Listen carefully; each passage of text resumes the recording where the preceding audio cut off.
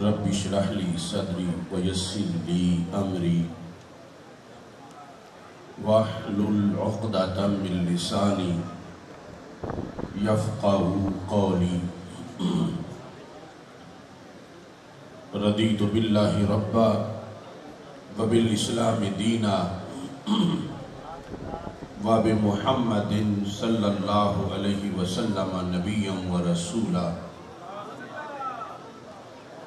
الله أكبر الله أكبر الله أكبر لبيك لبيك لبيك يا رسول الله صلی اللہ علیہ وسلم الحمدللہ رب العالمین والصلاة والسلام علی خاتم النبیین سید الرسل و خاتم المعصومین وعلى آلہ و اصحابہ اجمعین اما بعد فاعوذ باللہ من الشیطان الرجیم بسم اللہ الرحمن الرحیم محمد رسول اللہ والذین معه اشداء علی الکفار رحماء بینہم صدق اللہ العظیم وصدق رسولہ النبی الکریم الامین ان اللہ وملائکتہ یصلون علی النبی یا ایہا الذین آمنوا صلوا علیہ وسلموا تسلیما الصلاة والسلام علیکہ یا سیدی یا رسول اللہ وعلا آلکہ واصحابکہ یا حبیب اللہ محبت سے درود و سلام کا نذرانہ پیش کریں الصلاة والسلام علیکہ یا سیدی یا خاتم النبیین وعلا آلکہ واصحابکہ یا سیدی یا خاتم المعصومین مولا صلی وسلم دائما ابدا علی حبیبک خیر الخلق کلہم منزہ عن شریک فی محاسنہ فجوہر الحسن فیہ غیر منقاسم محمد تاج رسل اللہ قاطبتا محمد صادق الاقوال والکلم محمد ذکرہ روح لانفسنا محمد شکرہ فرد علی الامم رب صلی وسلم دائما ابدا علی حبیبک خیر الخلق کلہم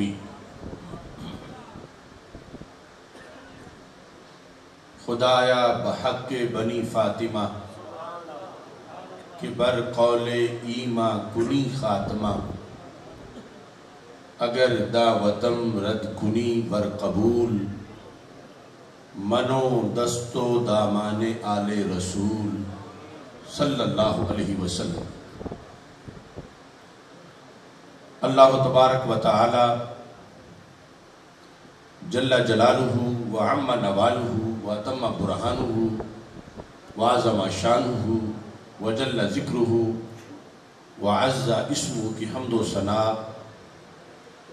اور حضور سرور کائنات مفخر موجودات زینت بزم کائنات دستگیر جہاں غم گسار زمان سید سروران حامی بے کساں قائد المرسلین خاتم النبیین احمد مجتبہ جناب محمد مصطفیٰ صلی اللہ علیہ وآلہ وآصحابہ وبارک وسلم کے دربار گوہر بار میں ہدیہ درود و سلام عرض کرنے کے بعد السلام علیکم ورحمۃ اللہ وبرکاتہ۔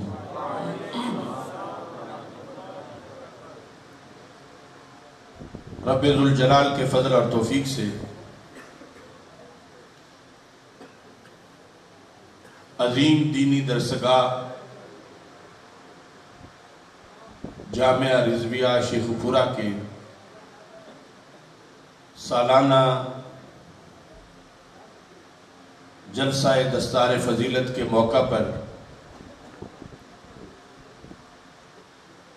اور 19 فروری کو مینار پاکستان پر ہونے والی سنی کانفرنس کی تیاریوں کے سلسلہ میں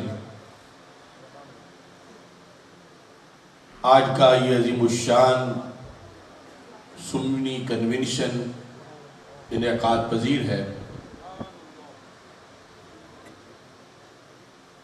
پیر طریقت حضرت پیر سید اختر حسین شاہ صاحب زیدہ شرفہ رونق افروز ہیں۔ آستانہ عالیہ مقدسہ کوٹلہ شریف کے 2 شہزادے، ان کی جلوہ گری آج کے اس اجتماع میں بڑی امتیازی حیثیت رکھتی ہے۔ حضرت میاں صغیر احمد صاحب کوٹلوی ابھی ہمارے سامنے تھوڑی دیر پہلے رونق افروز تھے، اور حضرت مفتی میاں تنویر احمد کوٹلوی صاحب زیدہ شرفہ اس وقت بھی ہمارے سامنے رونق افروز ہیں، اور آپ نہایت ہی خوبصورت خطاب سے ہم سب کو محظوظ فرما چکے ہیں۔ اللہ تعالیٰ ان ہستیوں کو مزید برکتیں عطا فرمائے، اور خالق کائنات جل جلالہ عقائد اہل سنت کی حفاظت کے لیے جو دن رات کردار ادا کر رہے ہیں، اللہ اسے اپنے دربار میں مقبول و منظور فرمائے۔ استاذ العلماء شیخ الحدیث حضرت مفتی محمد راشد علی رضوی صاحب، جنہوں نے شیخ پورہ کی سرزمین پر علم و حکمت کا یہ گلشن آباد کر رکھا ہے، رب ذوالجلال آپ کو مزید صلاحیتیں عطا فرمائے، آپ کے فیض کو مزید عام فرمائے، اور اس سلسلہ میں خالق کائنات جل جلالہ خزانہ غیب سے آپ کی مدد فرمائے۔ ابھی ہم نے وہ منظر دیکھا کہ ملک کے طول و عرض سے تشنگان علم جو یہاں شیخ پورہ کی سرزمین پہ آئے، اور انہیں علامہ راشد علی رضوی صاحب سے شرف تلمذ نصیب ہوا، آج وہ مختلف علوم دینیہ حاصل کرنے کے بعد فارغ التحصیل ہو رہے ہیں۔ کائنات میں بڑے بڑے اچھے واقعات جب رونما ہوتے ہیں، ان پر خوشی کا، مسرت کا اور تشکر کا اظہار کیا جاتا ہے۔ میرے نزدیک جب ایک بچہ مکمل عالم دین بن جاتا ہے، یہ وہ موقع ہے کہ جس وقت خوشی کا بھرپور اظہار کرنا چاہیے، اور اللہ تعالیٰ کا شکر ادا کرنا چاہیے کہ ہمارا مستقبل روشن ہے، اور یہ نوجوان علماء جو اللہ کے فضل سے فارغ التحصیل ہو رہے ہیں، انشاءاللہ کل حق کا جھنڈا ان کے ہاتھ میں ہوگا اور اپنی ذمہ داریاں اللہ کے فضل و کرم سے بدری کے آسن نبھائیں گے۔ ہمارے معاشرے میں جن موضوعات کو اس وقت ترجیحی طور پر بیان کرنے کی ضرورت ہے، ان میں سے ایک موضوع یہ ہے کہ لوگوں کو بتایا جائے کہ شرف صحابیت کیا ہے۔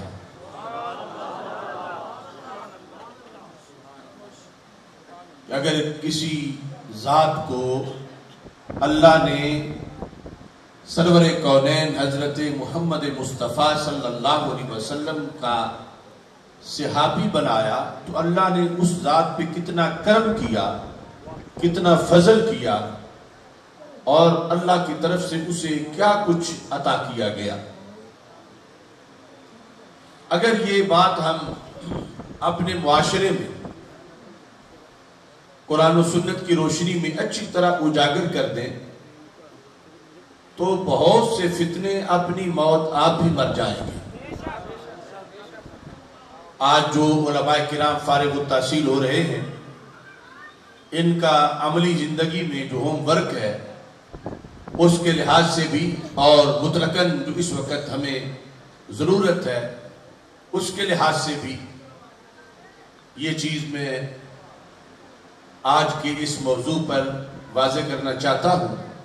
ابھی آپ نے قبلہ میاں صاحب کا خطاب سنا، اس میں بات یہاں جا کر ختم ہو جاتی تھی کہ چونکہ حضرت امیر معاویہ رضی اللہ تعالیٰ عنہ صحابی ہیں تو پھر حضرت عمر بن عبدالعزیز کس طرح ان کے ہم پلہ ہو سکتے ہیں۔ عمر بن عبدالعزیز اپنی جگہ ان کی بڑی شانیں ہیں، مگر وہ چونکہ صحابی نہیں ہیں۔ بار بار آپ نے اپنی تقریر میں اس چیز کو اجاگر کیا کہ شرف صحبت حضرت امیر معاویہ رضی اللہ تعالیٰ عنہ کو حاصل ہے۔ اب کسی کو اجازت نہیں کہ ان کے خلاف زبان درازی کرے، اب فرض ہے کہ سارے ان کا ادب اور احترام کریں۔ میں یہ بتانا چاہتا ہوں کہ شرف صحابیت ملنے سے ان ہستیوں کو کیا ملا، اسے لفظوں میں کیسے بیان کیا جائے کہ جس کی دنیا میں کوئی قیمت نہیں، جس شان جیسی نبوت کے بعد کوئی شان نہیں، جس شرف کی وجہ سے بندہ بہت تیز رفتار ہو جاتا ہے، دوسرے اگر صدیوں کی عمر مل جائے پھر بھی وہ کام نہیں کر سکتے جو شرف صحابیت والے چند لمحوں میں کر جاتے رہے۔ دوسروں کا احد پہاڑ کا سونا بھی وہ کام نہیں کرتا جو ان کی مٹھی کام کر جاتی ہے۔ آخر وہ کیا چیز رب ذوالجلال نے انہیں دے دی کہ جس کی وجہ سے اب بعد والی امت کا کوئی فرد کتنی ہی صلاحیتوں والا ہو، کتنے زہد و تقوی والا ہو، کتنی علم و معرفت والا ہو، کتنا پیسے اور مال والا ہو، کتنا سخی ہو، کتنا دلیر ہو، کتنا ذہین ہو، کتنا عابد و زاہد ہو، وہ ان میں سے کسی ایک کے بھی ہم پلہ نہیں ہو سکتا۔ کیا وہ خزانے تھے جو اللہ کے رسول حضرت محمد مصطفیٰ صلی اللہ علیہ وسلم نے ان ہستیوں کو دے دیے کہ نہ وہ اور کسی دکان سے وہ سوغات ملتی ہے اور نہ ہی قیامت تک اور ہمیشہ کے لیے اور کسی کو یہ اعزاز مل سکتا ہے۔ یہ ضرورت ہے اس وقت معاشرے میں کہ اس کو اجاگر کر کے دنیا کو بتایا جائے، اور جب یہ وصف اجاگر ہو جائے گا تو خود بخود باطل فرقوں پر اہل سنت کی دھاک بیٹھ جائے گی اور اہل سنت کو رب ذوالجلال عروج عطا فرما دے گا۔ اس سلسلہ کے اندر مکتوبات شریف سے حضرت مجدد الفیسانی رحمت اللہ علیہ کا ایک فرمان میں آپ کے سامنے رکھنا چاہتا ہوں، چونکہ ہماری تحریک یہ ہے کہ ہمارے اکابر جو بالیقین ہم سے کروڑوں درجہ افضل ہیں، ہم سے پکا علم ہے ان کا، اور وہ یقیناً قرب خدا بندی میں پہنچے ہوئے ہیں، وہ اللہ کے ولی ہیں، ہم کمزور ہیں، ہم ناقص ہیں، اور ہمیں ابھی خطرات ہیں کہ کدھر کہیں گر نہ جائے۔ وہ یقیناً رجسٹرڈ ہو چکے ہیں اللہ کے دربار میں، ان کی ولایت، ان کا تقوی، ان کی پارسائی اور ان کا علم، تو وہ جو کچھ لکھ کے گئے ہیں اگر آج ہم اس پہ پکے ہو جائیں تو پھر ہمارے خطرات بھی ختم ہو جائیں گے، اور اللہ کے فضل سے ہمیں بھی ان کے قرب میں ایک جگہ ملے گی جس سے دارین کی سعادتوں کا خلاصہ حاصل ہو جائے گا۔ حضرت مجدد الفیسانی رحمت اللہ علیہ آپ کے مکتوب کو شیخ پورہ میں بیان کرتے ہوئے مجھے کوئی اجنبیت محسوس نہیں ہوتی، کیونکہ یہ تو جہاں بھی بیان کریں پورا پاکستان ہی ٹو نیشن تھیوری کی خیرات ہے جو مجدد الفیسانی نے نظریہ پیش کیا تھا۔ لیکن شیخ پورہ تو وہ ضلع ہے کہ جس میں شرک پور شریف ہے، جس میں کوٹلہ شریف ہے، جہاں سیدھی سڑک سرحد شریف کو جاتی ہے اور مدینہ شریف کو جاتی ہے۔ ضرورت یہ ہے کہ آج ہم جن کا کوئی سہارا نہ ہو وہ تو سیلابوں میں تنکے کا سہارا ڈھونڈتے پھریں، اور جن کا مجدد الفیسانی جیسا سہارا ہو اور امام احمد رضا بریلوی جیسا سہارا ہو، انہیں آگے پیچھے ہاتھ پاؤں مارنے کی ضرورت نہیں، انہیں ان کے دروازے پر ہی محکم جھوک لگا کے بیٹھ جانا چاہیے۔ اب لفظ سنیں، مکتوبات شریف میں سے مکتوب نمبر 120 جلد نمبر 1 حضرت مجدد الفیسانی رحمت اللہ علیہ نے میر محمد نعمان بدخشی رحمہ اللہ تعالی کے لیے یہ مکتوب لکھا تھا، اور اپنے خلفاء کو یہ تبلیغ کی تھی۔ جو اس کا موضوع ہے وہ اور بھی بہت سے مکتوبات کا موضوع ہے، جس میں آپ یہ فرماتے ہیں لا تعدل بالصحبت شیئا کائنا ما کانا۔ یہ ہمارے بزرگ ہیں، اس لیے بھی یہ مدارس کے بچے بڑے سعادت مند ہیں کہ عربی اور فارسی کے ذریعے سے یہ اپنے بزرگوں کے رازدان بن جاتے ہیں، کیونکہ انہوں نے ان دو زبانوں کے اندر خوب لکھا۔ تو مجدد صاحب کے مکتوب کا کچھ حصہ عربی میں ہے، کچھ حصہ فارسی میں ہے۔ یہاں جو عربی والا مکتوب ہے اس میں آپ نے قیامت تک کا ہر حق کا متلاشی اور حق جو مذہب مہذب اہل سنت پر قائم رہنا چاہتا ہے اس کو خطاب کرتے ہوئے فرمایا لا تعدل، اے میرے مخاطب ہرگز برابر نہ کرنا۔ کس چیز کو؟ کس کے؟ فرمایا لا تعدل بالصحبت، صحبت سے مراد ہے اللہ کے رسول علیہ السلام کی صحابیت۔ لا تعدل بالصحبت، صحابیت رسول صلی اللہ علیہ وسلم کے ہم پلہ نہ ماننا، شیئن کسی شے کو بھی۔ یہ نکرہ تحت النفی ہے، اس میں عموم ہے۔ کوئی بہادری، کوئی دلیری، کوئی ذہانت، کوئی فراست، کوئی لطافت، کوئی ولایت، کوئی شان بھی شان صحابیت کے برابر مت ماننا۔ شیئن، اس کے ساتھ پھر مزید تاکید کے لیے فرمایا کائنم ما کانا، کسی وصف، کسی منصب، کسی خوبی اور کسی عہدے کو بھی نبوت کے بعد صحابیت کے برابر مت ماننا. آگے نبوت کا استثناء وہ تو شان اونچی ہے. نبوت کے نیچے، نبوت کے بعد کائنات میں کوئی بھی سٹیٹس ایسا نہیں جو صحابیت کا ہے. کوئی بھی شرف اتنا اونچا نہیں جو صحابیت کا ہے. کسی کا مقام اور درجہ بھی شرف صحبت سے بڑے، یہ تو بڑی دور کی بات ہے. میرے مجدد کہتے ہیں برابر بھی نہیں ہو سکتا. لا تعدل بالصحبت شیئا کائنا ما کان. جہاں عقلیں حیران ہیں جن خوبیوں پر، جن کمالات پر، جن اوصاف پر، جن فضائل پر، جن مناقب پر، مجدد صاحب کہتے ہیں جو کچھ بھی ہو نبوت کے بعد کوئی منقبت، کوئی فضیلت، ایسی فضیلت نہیں جو اللہ کے آخری رسول حضرت محمد مصطفیٰ صلی اللہ علیہ وسلم کی صحابیت کے ہم پلہ ہو.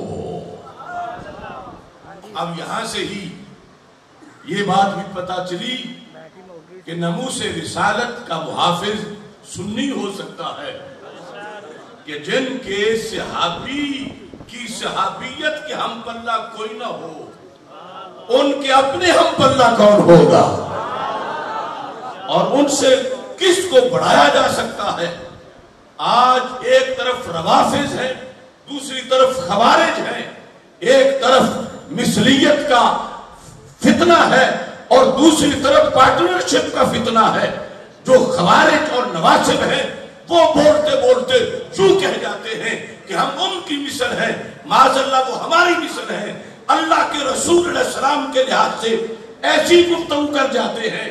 اور خوارج جو ہیں وہ روافض اور تفضیلی، وہ روافض کے اس فتنے پر جو استقلالن مانتے ہوئے مولا علی رضی اللہ تعالیٰ عنہ اور دیگر کئی ہستیوں کو وہ رسول اکرم صلی اللہ علیہ وسلم کے طفیل نہیں مانتے، بلکہ مستقل مان کر انہیں خود اللہ کی طرف ایک رستہ مانتے ہیں.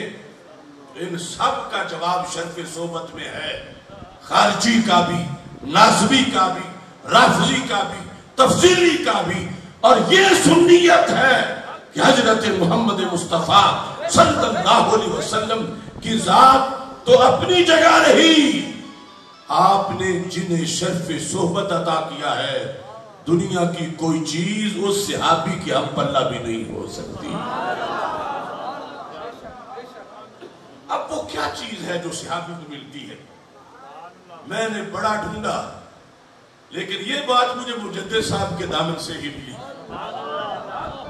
آپ سے کوئی پوچھے وہ کیا چیز ہے جو انہیں ملی اور کسی کو نہیں ملی اور نہ مل سکتی ہے، تو مجدد صاحب رحمت اللہ علیہ نے گن کے وہ 4 چیزیں بتائیں. کتنی چیزیں؟ جو صرف اصحاب محمد صلی اللہ علیہ وسلم کو ملی ہیں، ان کے علاوہ نہ کسی کو ملی ہے نہ مل سکتی ہے. دروازہ ہی بند ہے. وہ 4 چیزیں نوٹ کرو اور دنیا کو بتاؤ کہ ایسے ہی کسی صحابی کے بارے میں بولنا مت شروع کرو. پہلے یہ تو سمجھو کہ اس کی شان کا مطلب کیا ہے، اور پھر ان کے خلاف بک بک کریں تو کس کے خلاف بک بک ہوتی ہے، ان کی شان حساس کتنی ہے اور ان کا مرتبہ و مقام اس کے لحاظ سے احتیاط کتنی ہے. آپ ارشاد فرماتے ہیں الا ترى ان اصحاب رسول اللہ صلی اللہ علیہ وسلم فضلوا بالصحبۃ علی من اداہم. پھر خلاصہ بیان کرتے ہیں اے مخاطب تم جانتے نہیں ہو کہ اللہ کے رسول علیہ السلام کے جو صحابی ہیں ان کو فضیلت دی گئی ہے. کس وجہ سے؟ صحبت کی وجہ سے. کس پر؟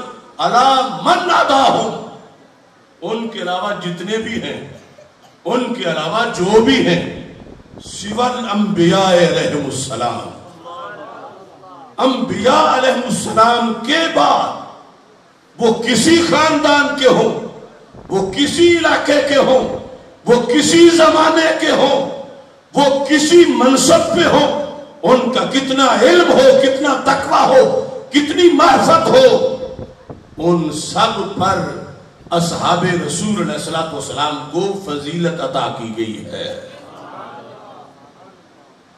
ابھی وہ بات پھر بھی باقی ہے کہ انہیں ملا کیا کہ جس کی وجہ سے اتنی فضیلت ہو گئی۔ تو مجدد صاحب رحمت اللہ علیہ ارشاد فرماتے ہیں یہ شان ان کو اس لیے ملی ہے، دوسروں کی صدیاں ان کے لمحوں تک نہیں پہنچتی، دوسروں کی بیداری ان کی نیند تک نہیں پہنچتی، دوسروں کا جہاد ان کے خواب تک نہیں پہنچتا، دوسروں کا اوٹ بھاگ اتنا سونا ان کی مٹھی تک نہیں پہنچتا۔ کیوں؟ کہتے ہیں لما، وجہ یہ ہے ان ایمان ہؤلاء الکبراء سارا بالصحبت شہودیہ۔ یہ خلاصہ ہے، آگے وجوہات آئیں گی چار۔ فرمایا قیامت تک جتنے مسلمان ہیں صحابہ کے بعد، خواہ وہ تابعین ہوں، وہ تبع تابعین ہوں، ہم سے تو وہ بھی کروڑوں بار افضل ہیں، مجدد صاحب فرماتے ہیں ان کے علاوہ کسی بندے کا ایمان، خواہ وہ کتب ہو، خواہ وہ غوث ہو، ان کے علاوہ کسی کا ایمان قیامت تک شہودی نہیں ہے۔ کیا نہیں ہے؟ کیا نہیں ہے؟ یہ شاہد، شہود، ان کے سوا قیامت تک کسی کا ایمان بھی شہودی نہیں ہے، اور رب نے ان کو شہودی ایمان عطا فرمایا ہے۔ تھوڑا سا اس پر توجہ کیجئے، میرا ایمان غیر شہودی، تیرا ایمان غیر شہودی، مجددین کا ایمان غیر شہودی، مجتہدین کا ایمان غیر شہودی، بعد کے صالحین مقربین کا ایمان غیر شہودی، غوث قطب کا ایمان غیر شہودی، داتا و خواجہ کا ایمان غیر شہودی، اور ابو بکر و عمر رضی اللہ تعالیٰ عنہ سے لے کر حضرت معاویہ اور آخری صحابہ تک سب کا ایمان شہودی ہے۔ شہودی ایمان، یہ مختصر لفظوں میں آپ نے فرق بتانا ہے کہ لوگوں صحابہ اور ہم، یا صحابہ اور غوث قطب بعد والے، صحابہ اور بعد کے ولی، ان میں سے کوئی صحابہ کا برابری نہیں کر سکتا۔ کیوں؟ ان کا ایمان شہودی ہے اور ان سب کا ایمان غیر شہودی ہے۔ اب کافر تو ویسے ہی نکلے باہر، بات عقیدہ تو اس تقابل میں ہے ہی نہیں، بات ہو رہی ہے صرف ایمان والوں کی، اور پھر ایمان والے دو قسم ہیں، ایک وہ جن کا ایمان شہودی ہے، دوسرا وہ جن کا ایمان غیر شہودی ہے۔ غیر شہودی والا غوث قطب بھی ہو، شہودی والے کے لمحے کا بھی مقابلہ نہیں کر سکتا۔ اب پھر سوچنا پڑے گا وہ شہودی پھر کیا ہے؟ ابھی وہ بات پھر بھی باقی ہے کہ کیا ملا حضرت صدیق اکبر رضی اللہ تعالیٰ عنہ کو کہ ان کا ایمان شہودی بن گیا؟ ارے اور تو اور رہا، دیکھنا پڑے گا کیا ملا حضرت معاویہ رضی اللہ تعالیٰ عنہ کو کہ ان کا ایمان شہودی بن گیا؟ کیا ملا حضرت ابو سفیان رضی اللہ تعالیٰ عنہ کو کہ ان کا ایمان شہودی بن گیا؟ کیا ملا حضرت واشی رضی اللہ تعالیٰ عنہ کو کہ ان کا ایمان شہودی بن گیا؟ اور کیا ملا حضرت ہندہ رضی اللہ تعالیٰ عنہ کو کہ ان کا ایمان شہودی بن گیا؟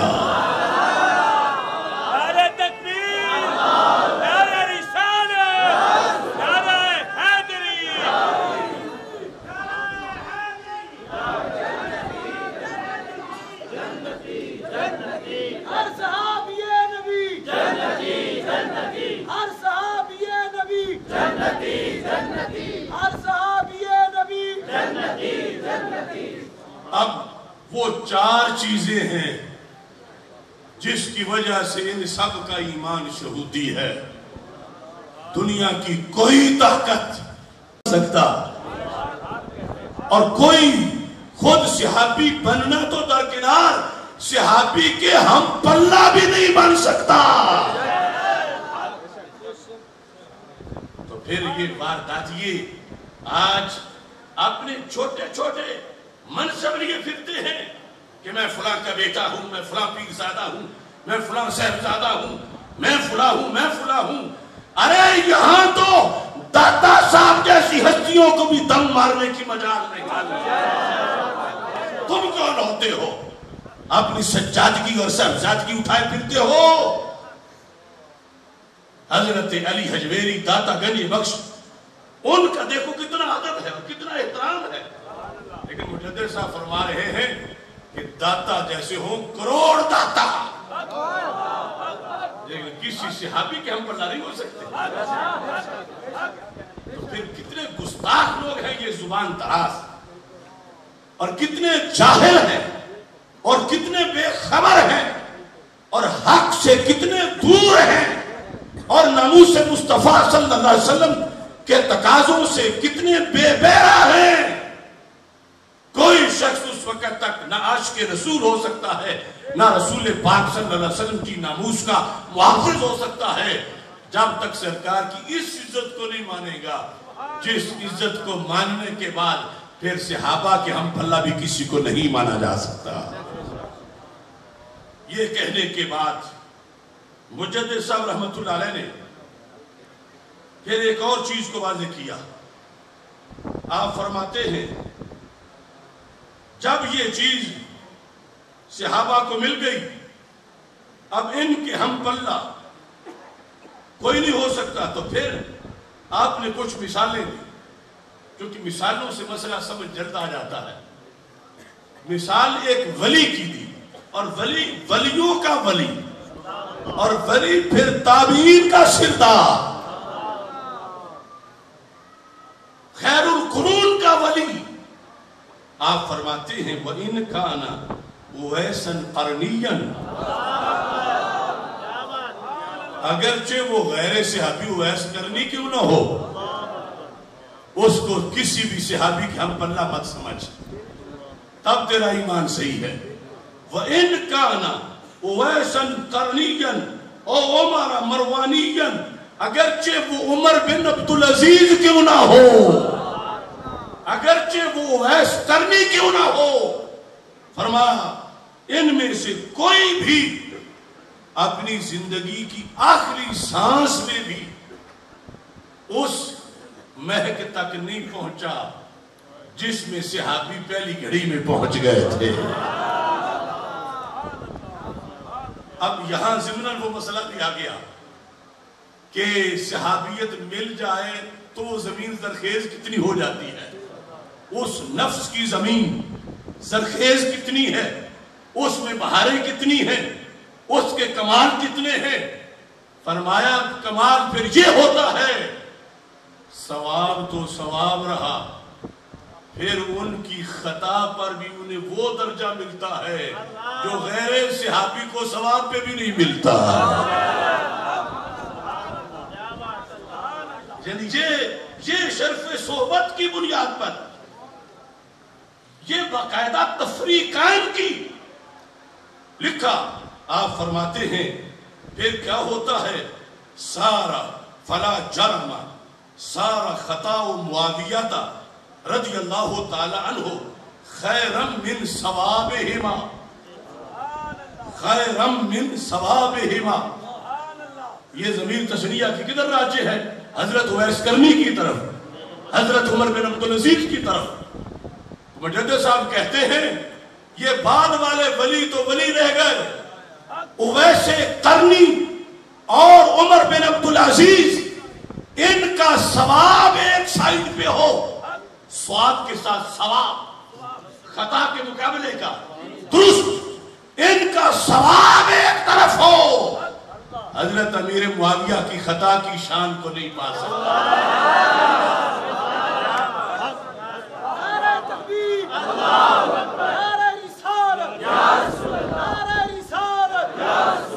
تاجدار ختم نبوت، تاجدار ختم نبوت، مجدد صاحب فرما گئے کہ صحابیت سے جو زمین زرخیز ہوتی ہے وہاں ثواب پر کیا پھول کھلتے ہیں یہ تو زمانہ سوچ ہی نہیں سکتا. وہاں خطا پر بھی اتنا کام ہوتا ہے کہ وہ اویس کرنی کے ثواب سے زیادہ ہوتا ہے. عمر بن عبدالعزیز کی درست فیصلوں پر اس پر اللہ کی رضامندی زیادہ ہوتی ہے. تو میرے بھائیوں صرف ایک لمحے کے لیے سوچ لیجئے اگر معاویہ جو دوسرے خاندان کے ہیں ان کو شرف صحبت کی بنیاد پر یہ درجہ ملا اب خطا وہاں عیب نہیں رہی اجتہادی خطا وہاں خطا کمال بن گئی کہ اویس کرنی نہیں پا سکتے وہ درجہ کیونکہ شرف صحبت والے کی خطا ہے. تو جو شرف صحبت کے ساتھ ساتھ بدعت الرسول علیہ السلام بھی ہو سرکار کے جگر کا ٹکڑا بھی ہو وہاں جا کر اس لفظ سے توہین نہیں ہوگی وہ کمال ہوگا کہ ویسے کرنی جیسے کروڑوں اپنے درست میں بھی وہ مقام نہیں پا سکتے جو زہرا پاک نے اپنے اس مقام پہ یہ مقام حاصل کیا ہے. یا تو یہ لوگ ویسے سائٹ پہ ہو جائیں اہل سنت کو چھوڑ کے اور اگر مجددی بنتے ہیں تو پھر مجدد کی مانے مجدد نے تو یہاں یہ لکھا اور یہ خطا کو توہین کہے یہ خطا کے قول پر گستاخیوں کے اعلامیے جاری کرے اور مجدد صاحب فرماتے ہیں یہ تو بعد والے ولی تو بعد والے رہ گئے عمر بن عبدالعزیز اور ویسے کرنی رحمت اللہ علیہ ما جیسے ولی اپنے ثواب میں درست میں بھی وہ درجہ نہیں پا سکے جو حضرت امیر معاویہ اپنی خطا میں درجہ پا گئے ہیں.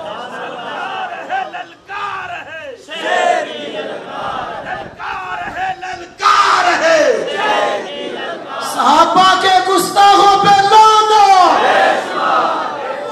امیر معاویہ پاک کے گستاخوں پہ لعنت ہر صحابی نبی ہر صحابی نبی آل بیت کے گستاخوں پہ لعنت آل بیت کے گستاخوں پہ لعنت ہر صحابی نبی. اب دیکھو ہمارا دین کیا ہے ہمارا مذہب کیا ہے ہمارا مسلک کیا ہے. مجدد الفسانی کیا لکھ رہے ہیں اعلی حضرت کیا لکھ رہے ہیں آقا صاحب کیا لکھ رہے ہیں پیر میر علی شاہ صاحب کیا لکھ رہے ہیں. میں یہ نہیں کہتا جو میں کہتا ہوں مانو میں کہتا ہوں جو میرے بڑے کہتے ہیں مانو. ایسے ہم دبے گے نہیں کہتے جو لکھا ہے وہ بول تو نہیں رہتی بھی کیا مجبوری ہے. تو ہم اتنے بے وفا ہیں کہ نام ان کا لے اور ان کی بولی بولتے ہوئے گھبرائے وہ جو کانا ہو گھبرائے وہ جو اندھا ہو گھبرائے وہ جو باطن سے ادھار کھائے ہو. ماہ مدینہ اپنی تجلی عطا کرے یہ ڈھلتی چاندنی تو پہر دوپہر کی ہے. یہ باقی سب کچھ عارضی چیز ہے اصل وہ مدینہ منورہ کی خیرات ہے جو خیرات بھوکوں کو بھوکا نہیں رہنے دیتی یہاں میں بھی اور محشر میں بھی نوازنے والی ہے. اب یہاں کیوں ہم بولتے ہیں مجبوری کیا ہے نہ بولے تو پھر ہمارے لیے اعزاز ہے اکرام ہے نذرانے ہیں تعلقات ہیں. بولے تو لا تعلقی ہے بولے تو بائیکاٹ ہے بولے تو گولیاں ہیں بولے تو گالیاں ہیں بولے تو جیلیں ہیں. تو پھر میں کہتا ہوں فیصلہ تو دربار رسالت صلی اللہ علیہ وسلم سے پہلے ہو چکا ہے. ہم آج اپنی سوچ پر نہیں چلتے ہماری لائن پہلے سے معین کر دی گئی ہے. یہ دیکھو کتاب الشریعت کے اندر امام آجوری نے 34 صدی ہجری میں یہ بات سند کے ساتھ لکھی، حدیث نمبر 2075 ہے۔ حضرت معاذ بن جبل رضی اللہ تعالی عنہ فرماتے ہیں قال رسول اللہ صلی اللہ علیہ وسلم اذا حدث فی امت البدع، جب میری امت میں بد اعتقادی آ جائے گی، ایک ہے عملی بدعت، ایک ہے اعتقادی بدعت، اور اصحاب اہواء والبدع اعتقادی بدعتیوں کو کہا جاتا ہے۔ فرمایا جس وقت میری امت میں یہ بد عقیدہ لوگ پیدا ہو جائیں گے، پھر وضاحت کر دی، فرمایا وَشُتِمَ أَصْحَابِي، جب میرے صحابہ کو گالی دی جائے گی، غیب کی خبر بھی دی، اور پھر جو زندہ ہیں ان کی ذمہ داری بھی بیان کی۔ فرمایا جب ایسا زمانہ آ جائے گا، شُتِمَ أَصْحَابِي، مجھے تو نہیں مگر میرے صحابہ کو گالی دی جا رہی ہوگی معاذ اللہ، تو پھر فرمایا فَلْيُظْهِرِ الْعَالِمُ عِلْمَهُ، اس وقت کے عالم کو میں سندیسہ بھیج رہا ہوں، وہ اپنا علم ظاہر کر دے۔ فَلْيُظْهِرِ الْعَالِمُ عِلْمَهُ، اس وقت عالم گونگا نہ بنے، اس وقت عالم اندھا نہ بنے، اس وقت عالم چپ نہ رہے، اس وقت عالم حق نہ چھپائے۔ فَلْيُظْهِرِ الْعَالِمُ عِلْمَهُ، وہ اپنے علم کا اظہار کرے۔ آج لوگ کہتے ہیں مجھے میرے حضرت صاحب نے کہا تھا تو نے چپ رہنا ہے، میں نے کہا مجھے میرے سب حضرتوں سے بڑے حضرت نے فرمایا کہ تو نے بولنا ہے۔ تاجدار ختم نبوت، تاجدار ختم نبوت۔ لہذا علماء سے کہہ رہا ہوں، یہ نہیں میں کہتا میرا حکم ہے کہ بولو، میں کہتا ہوں تاجدار ختم نبوت صلی اللہ علیہ وسلم کا فرمان ہے کہ دھاندلی ہو رہی ہے بولو۔ پہلے فرما کے گئے تھے کہ اس وقت کے عالم کو لازم ہو جائے گا کہ جو قربانی دینی پڑتی ہے دے، مگر چپ نہ رہے۔ فَلْيُظْهِرْ، وہ اظہار کرے، اظہار کرے، بک بک کرنے والوں کے خلاف ان کا منہ بند کرنے کے لیے اپنے علم کا اظہار کرے۔ سوال یہ تھا اسے ہتھ کڑی لگے گی، اسے گولی لگے گی، جان دے سکتا ہے، جیل میں جائے گا، حالات سب بائیکاٹ کر کے اس کو بھوکا مارنے کی کوشش کریں گے، تو کیا پھر بھی سرکار نے فرمایا ہاں سن لو، اگر نہیں کرنا تو پھر دوسرا آپشن بھی ہے۔ وہ کیا ہے؟ فرمایا فَمَن لَمْ يَفْعَلْ، جس نے اظہار حق نہ کیا تو پھر فرمایا فَعَلَيْهِ لَعْنَةُ اللَّهِ وَالْمَلَائِكَةِ وَالنَّاسِ أَجْمَعِينَ، فرمایا جو نذرانوں کے لیے چپ کر گیا، جو اپنے جلسے بند ہونے کے خطرے سے چپ کر گیا، جو مریدوں کی کمی آنے کے مرابرب سے چپ کر گیا، فرمایا اس پر اللہ لعنت کرے گا، اور اللہ ہی نہیں سارے ملائکہ بھی، والناس اجمعین، سارے لوگوں کی بھی اس پر لعنت ہے۔ تو رستے دو ہیں، چاہے تو کوئی لعنت لے اور نذرانے بھی ساتھ لیتا رہے، اور چاہے سب کچھ بند ہو جائے مگر لعنت سے محفوظ ہو جائے اور رحمت کا اللہ کے فضل سے حقدار بن جائے۔ دیکھو تیری نظر خارزار شب میں گلاب تحریر کر چکی تھی، اجاڑ نیندوں کے خواب میں انقلاب تحریر کر چکی تھی، میرے ذہن کے فلک پر جو سوال چمکے تو میں نے دیکھا تیرے زمانے کی خاک ان کے جواب تحریر کر چکی تھی۔ آج مختلف انداز ہے، کوئی کہتا ہے وہ جس نے ہمارے باپ سے لڑائی کی کہ ہم اس کو صحابی مانے، کہ ہم اس کا نعرہ لگا، کہ ہم اس کا عرس منائے، کہ ہم اس کی یاد میں بیٹھے، میں کہہ رہا ہوں حدیث سامنے ہے، اگر لعنتی بننا ہے تو پھر اس شخص سے بغض کر لے، اور اگر لعنتی نہیں بننا تو پھر سرکار کے ہر صحابی سے پیار کرنا پڑے گا، ہر صحابی کا نعرہ لگانا پڑے گا۔ اس واسطے کہ جن سے ان کے معاملات ہوئے وہ تو خود آپس میں ایک دوسرے کے بارے میں واضح کر گئے، ایک دوسرے کو اپنا بھائی کہا، ایک دوسرے کو ایمان پر قرار دیا. اور آج صرف اس وجہ سے یہ رفض کے نمائندے مختلف قسم کی بولیاں بول رہے ہیں کہ ہمارے فلاں بڑے سے اس نے ایسا کیا، فلاں سے اس نے ایسا کیا. یہ سارے ہرکارے ہیں جو یہاں سے ویزے لگا کے بشیر نجفی سے جا کر نجف میں ملاقاتیں کرتے ہیں اور پیسے بٹورتے ہیں اور یہاں آ کر ایمان اور اہل ایمان کے خلاف سازشیں کرتے ہیں. اللہ کا فضل ہے آخری سانس تک ان کا تعاقب جاری رہے گا. ہر صحابی نبی کوئی حدیث والے تہاڈی ڈیوٹی لگی ہے صحابہ کے دشمنوں پہ لعنت، امیر معاویہ پاک کے دشمنوں پہ لعنت، حضرت وحشی کے دشمنوں پہ لعنت، حضرت ابو سفیان کے دشمنوں پہ لعنت، حضرت ہندا کے دشمنوں پہ لعنت، اہل بیت کے دشمنوں پہ لعنت. ہر صحابی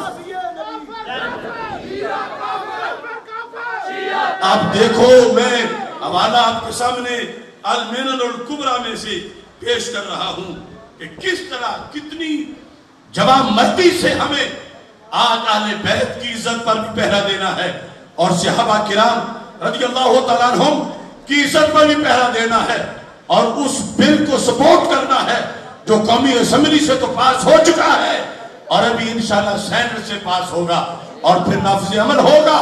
یہاں پر میں ایک عظیم سید کا قول آپ کے سامنے پیش کر رہا ہوں. امام عبدالوہاب شارانی کے پیر طریقت سیدی علی خواص، حضرت سید علی خواص، ان کا یہ قول ہے. آپ فرماتے ہیں لا یکفی فی محبت اصحاب رسول اللہ صلی اللہ علیہ وسلم ان تحبہم المحبت العادیہ.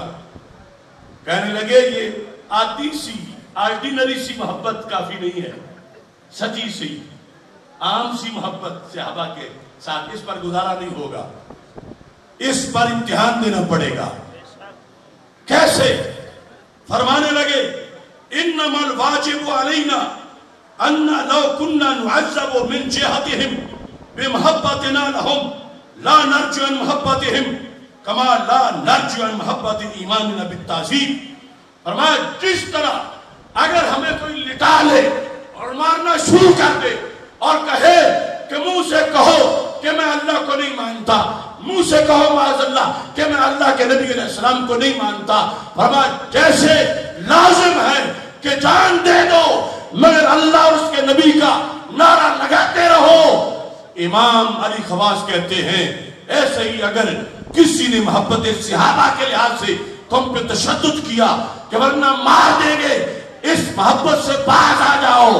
کہا تب پاس ہوگے کہ جان تو قبول کر پیش کر دو مگر محبت صحابہ سے پیچھے نہ ہٹو. ہر صحابی نبی حضرت ابو سفیان اور معاویہ بھی، حضرت ہندا بھی. کہتے ہیں کما واقع بلال، جیسے حضرت بلال ڈٹ گئے احد پر، گرم کوئلے، پتھر، کوڑے، ریخیں سب کچھ برداشت کیا مگر پھر بھی توحید کا نعرہ لگایا. کہا جیسے وہ پکے تھے محبت صحابہ میں یوں پکے ہوگے تو پاس ہوگے کہ اگر خدا نخواستہ ایسی گھڑی آ گئی تو صرف اتنا کافی نہیں کہ ہم محب صحابہ ہیں، ہم محب صحابہ ہیں. فرمایا کما واقع جس طرح کہ یہ ہوا لبلال و صہیب و عمار رضی اللہ تعالیٰ عنہم، جیسے حضرت بلال نے، حضرت عمار نے، حضرت صہیب نے رضی اللہ تعالیٰ عنہم اپنے ایمان پر ڈٹ کر سب کچھ برداشت کیا، ایمان نہیں چھوڑا. ایسے سب کچھ برداشت کر کے بھی تمہیں حب صحابہ کا نعرہ لگانا ہوگا. اور ساتھ کہا کما واقع للامام احمد بن حنبل فی مسئلہ خلق القرآن، جیسے حکومت خلاف تھی اور حکومت کا مسئلہ موقف یہ تھا کہ قرآن مخلوق ہے، اور امام احمد بن حنبل ڈٹے ہوئے تھے مخلوق نہیں ہے، اللہ کا کلام ہے۔ جیسے انہوں نے حکومت وقت کا ہر ظلم برداشت کیا مگر باطل کا لفظ زبان پہ نہیں لائے، اور ایسے ہی صحابہ کے پیار کے لیے بھی اگر وقت آیا تو تمہیں قربانی دینی پڑے گی، تب جا کر قیامت کے دن بھی ہوگا کہ یہ تو وہ ہے جس نے زندگی محبت صحابہ میں گزاری تھی، پھر محبت صحابہ کو مانا جائے گا۔ ایسے حالات میں ہمیں ان اکابر کا یہ مذہب اور یہ عقیدہ سامنے رکھنا ہے، اور اس پر ہی ووٹ دینے کے لیے 19 فروری کو کہاں پہنچنا ہے؟ کہاں پہنچنا ہے؟ کس تاریخ کو؟ کس تاریخ کو؟ 19 فروری۔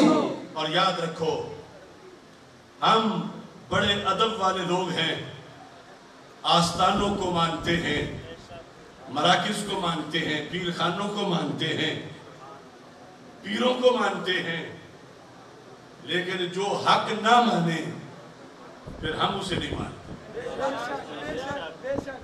جو حق نہ مانے ہم اسے نہیں مانتے، چونکہ یہ حسینی کردار ہے۔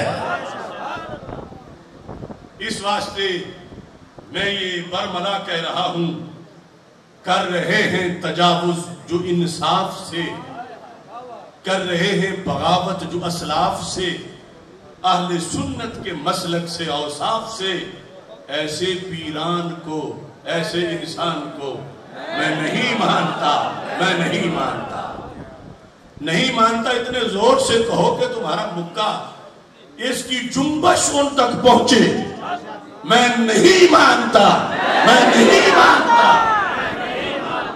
جس میں سچے عقائد سے انکار ہو، جھوٹ کی لغو و باطل کی بھرمار ہو، جس کے قائل پہ لعنت کی پھٹکار ہو، ایسی تحریر کو، ایسی تقریر کو میں نہیں مانتا، میں نہیں مانتا۔ کس لیے میں ڈروں جھوٹے افکار سے، کس لیے میں رکوں حق کے اظہار سے، میں حسینی ہوں کہہ دو یہ اغیار سے، گونگے کردار سے، ادھر بھی ٹھیک ہے ادھر بھی ٹھیک ہے، گونگے کردار سے، دورے گونگے کردار کو، دورے معیار کو میں نہیں مانتا، میں نہیں مانتا۔ جو ہے لا تک تمو کو بھلائے ہوئے، قرآن نے کہا ہے گواہی مت چھپاؤ، اور کتنے ہیں کہتے ہیں بات سچی کرتے ہو مگر ہم نے گواہی نہیں دی۔ جو ہے لا تک تمو کو بھلائے ہوئے، جو ہے اپنی گواہی چھپائے ہوئے، جو کتابوں میں ہے وہ دبائے ہوئے، ایسے حضرات کو، ایسے خطبات کو میں نہیں مانتا، میں نہیں مانتا، میں نہیں مانتا، میں نہیں مانتا۔ اور اس کے ساتھ ہی جو ہے باطل کو حق سے ملائے ہوئے، جو ہے اعداء سے یاری نبھائے ہوئے، جو ہے مسلک پہ یورش کرائے ہوئے، ان کے مضمون کو، ایسی معجون کو میں نہیں مانتا، میں نہیں مانتا۔ جو ہے اغیار کے ورغلائے ہوئے، دل جو اسلاف کا ہے دکھائے ہوئے، اپنے آبا کا رستہ بھلائے ہوئے، ایسے پدران کو، ان کے اعلان کو میں نہیں مانتا۔ یہ سارے بہکے ہوئے صاحبزادگان جو ہیں ان کے لیے ہے، جو ہے اغیار کے ورغلائے ہوئے، جو دل جو اسلاف کا ہے دکھائے ہوئے، اپنے آبا کا رستہ بھلائے ہوئے، ایسے پدران کو، ایسے پدران کو، ان کے اعلان کو، ایسے پسران کو، ان کے اعلان کو میں نہیں مانتا، میں نہیں مانتا۔ اپنا رشتہ برائی سے جو جوڑ دیں، حلف فکر مجدد کا جو توڑ دیں، اعلیٰ حضرت کے منہج کو جو چھوڑ دیں، ایسے بیکار کو، اس کے اظہار کو میں نہیں مانتا، میں نہیں مانتا۔ جن کو غیرت کی، جن کو غیروں کی قربت پہ ایک ناز ہے، جن کا شیوا حقائق سرے راز ہے، جن کے لہجے میں غیروں کی آواز ہے، ان کے انعام کو، ان کے پیغام کو میں نہیں مانتا، میں نہیں مانتا۔ اور اس کے ساتھ جو اس سلسلہ میں آخری اعلان ہے ہم سب کے لیے، صرف ان کے لیے نہیں، آپ سے بھی کہہ رہا ہوں، تو اگر اپنا مسلک عیاں نہ کرے، جان کے بھی حقیقت بیان نہ کرے، جو ہے دل میں وہ ورد زبان نہ کرے، ایسی تعلیم کو، ایسی تنظیم کو میں نہیں مانتا، میں نہیں مانتا، میں نہیں مانتا، میں نہیں مانتا۔ وآخر دعوایا ان الحمدللہ رب العالمین۔